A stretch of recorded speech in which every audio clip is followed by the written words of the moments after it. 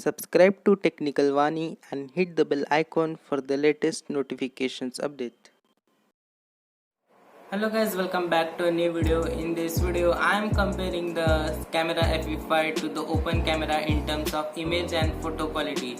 So which is the best camera for the manual mode and overall auto experience for the photos.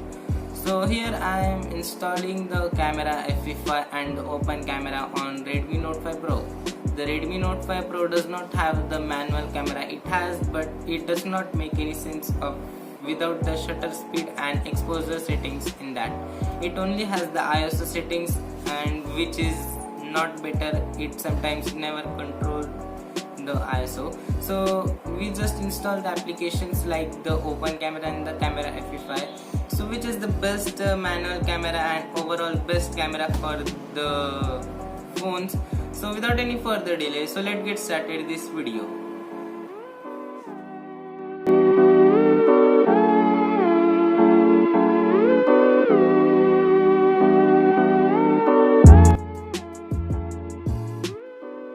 So here it is the Redmi Note 5 Pro, and this is the stock camera of the Redmi Note 5 Pro.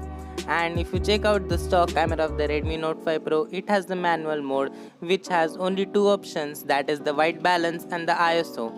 And the ISO also not change sometimes. If I just change the ISO to 3200 and between the 100, there is no change. So ISO does not work proper, and here we do not get any shutter speed options also. So we have the two application, that is the camera fv-5 lite and the open camera, which are the manual cameras and the best cameras. So without any further delay, so let's get started and just check out some photos taken from this camera. And